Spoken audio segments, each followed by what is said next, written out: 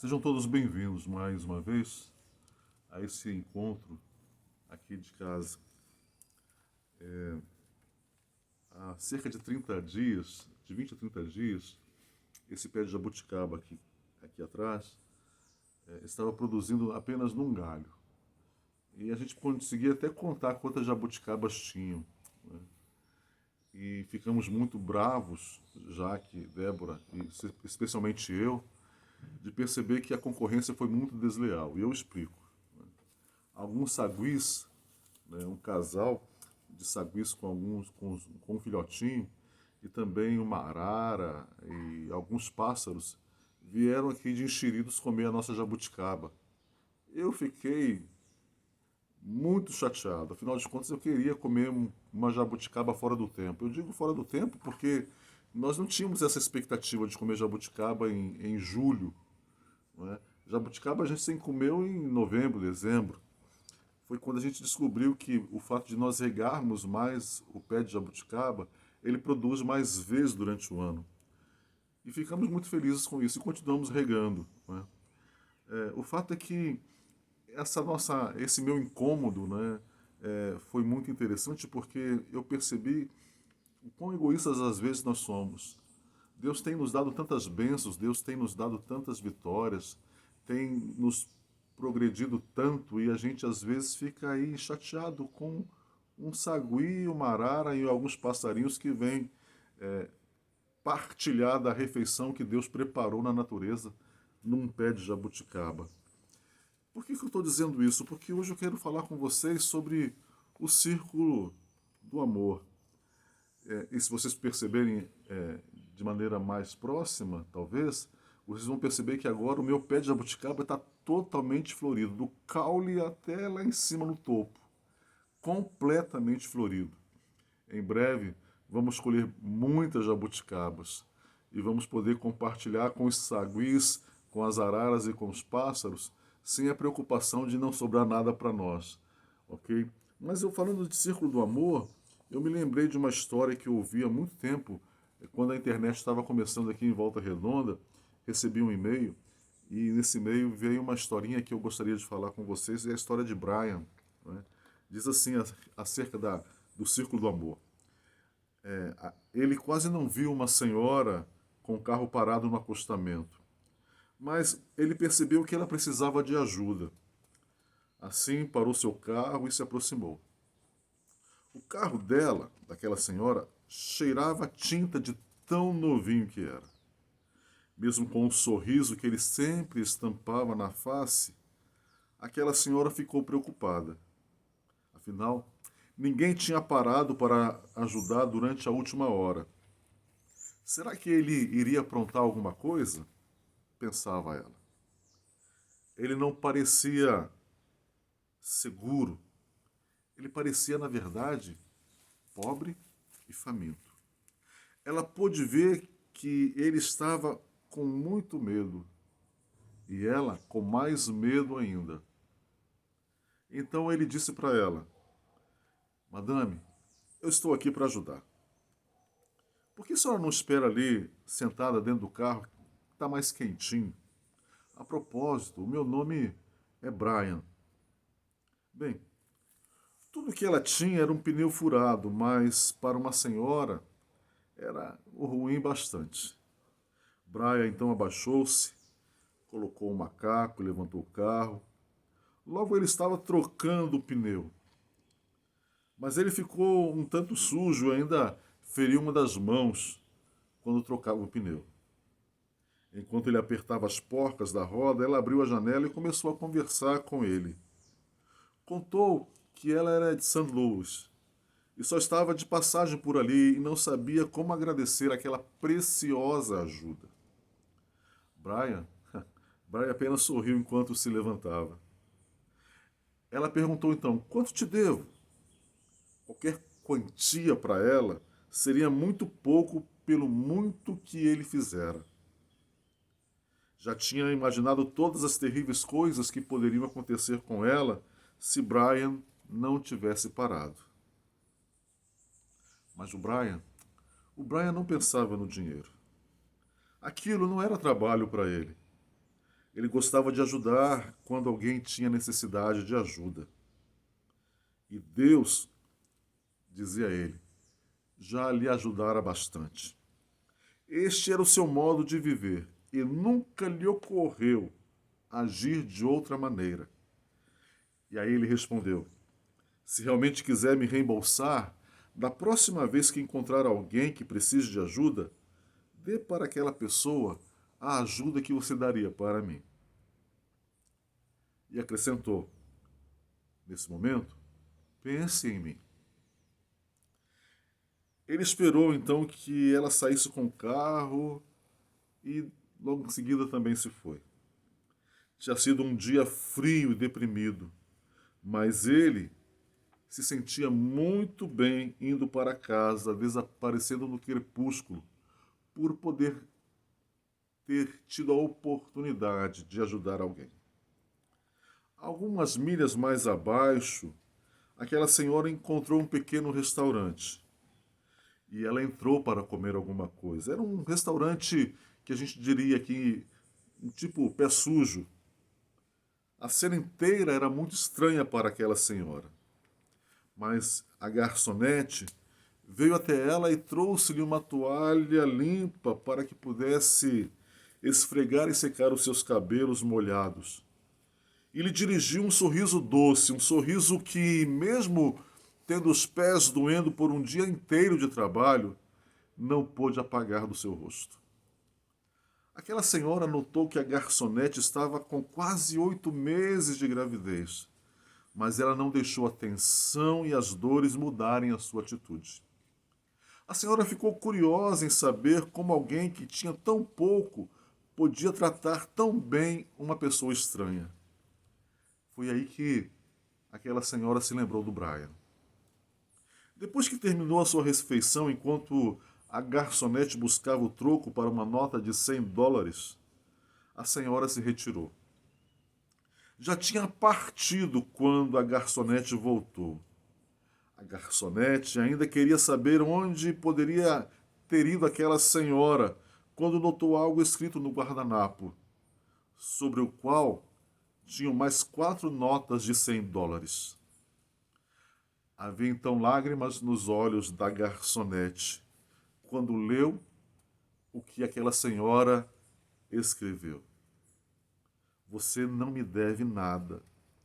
Eu já tenho bastante. Alguém me ajudou uma vez e, da mesma forma, estou lhe ajudando agora.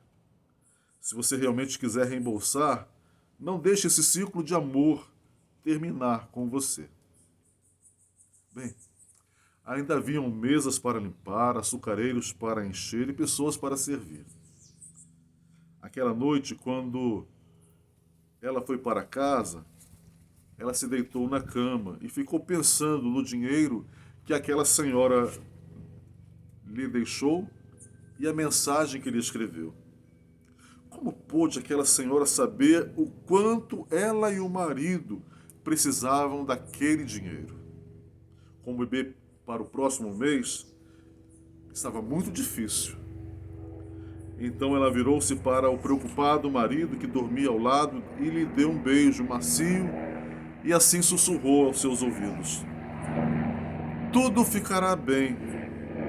Eu te amo, Brian. A carta, a carta de Paulo aos Romanos, no capítulo 13, no versículo 8, nos ensina assim: a ninguém deveis coisa alguma, a não ser o amor com que vos ameis uns aos outros. Porque quem ama, cumpre a lei. Interessante que o amor é muito mais do que sentimento. O amor é volição. O amor como sentimento, ele passa. O amor como sentimento, ele se esvai. Mas o amor como volição, como centro da minha vontade, do meu desejo sincero de amar porque eu desejo amar, esse é o amor que Paulo descreve em Coríntios 13. O amor que permanece. O amor que sofre, crê, espera, suporta e nunca acaba. O amor, quando exercido assim, quando vivenciado assim, ele lança fora todo medo. Ele é o vínculo da perfeição, conforme Paulo também escreve aos Efésios, e conforme ele também escreve aos Gálatas, o amor vivido e experimentado assim é fruto do Espírito. Sabe, irmãos e irmãs, muitas vezes nós temos percebido que na nossa caminhada de fé somos desafiados a amar. Amar a minha esposa, amar a minha filha é muito fácil. Amar a minha igreja é muito fácil. Amar o meu pastor, a minha família é muito fácil. Quando Jesus nos deu a dimensão desse amor, ele dizia: amar a Deus sobre todas as coisas e ao teu próximo como a ti mesmo. E uma pergunta se faz: quem é o teu próximo?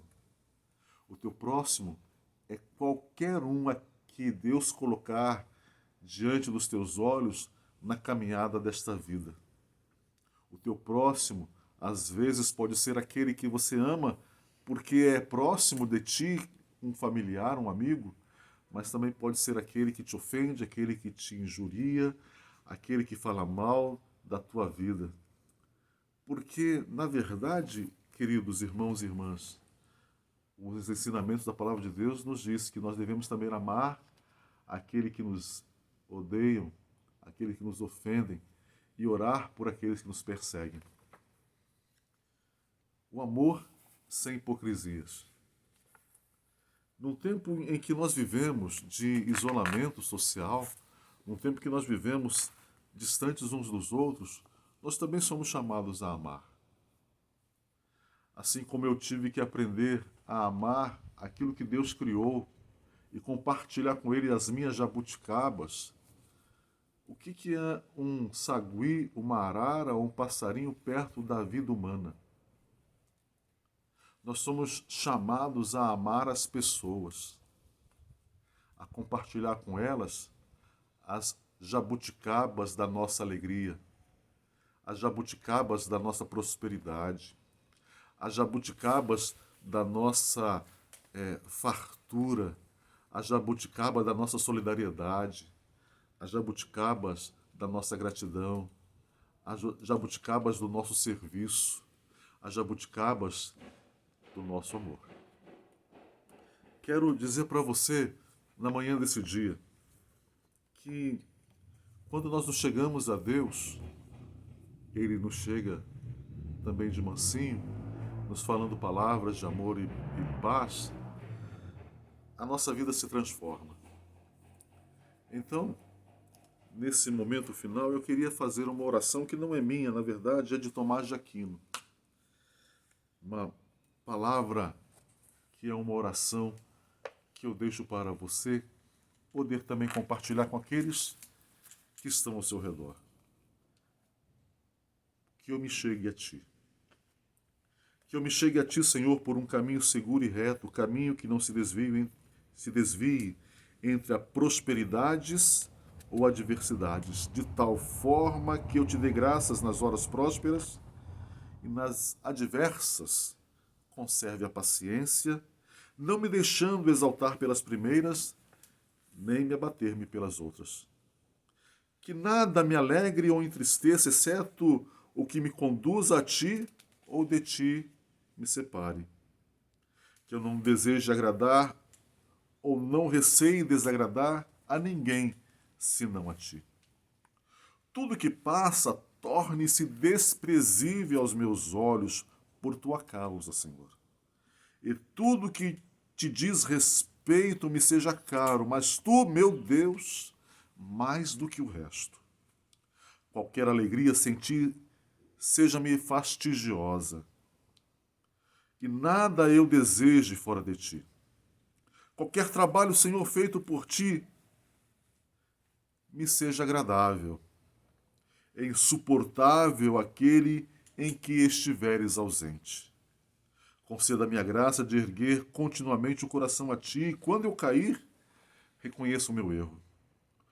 Torna-me, Senhor meu Deus, obediente, paciente sem reclamação, humilde sem fingimento, alegre sem dissipação, triste sem abatimento, reservado sem a rigidez, ativo sem leviandade, animado pelo teu temor sem desânimo, sincero sem duplicidade. fazendo bem sem presunção, corrigindo o próximo sem altivez, edificando-o com palavras e exemplo e sem falsidade. Dá-me, Senhor Deus meu, um coração vigilante, que nenhum pensamento curioso arraste para longe de ti.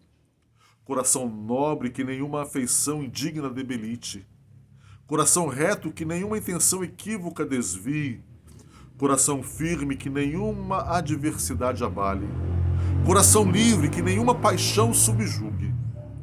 Ah, concede-me, Senhor meu Deus, uma inteligência que te conheça, uma angústia que te procure, uma sabedoria que te encontre, uma vida que te agrade, uma perseverança que te espere com confiança e uma confiança que te possua, enfim. Amém. Adriano Tenório, do quintal da minha casa, uma palavra de bênção para você. Até a próxima.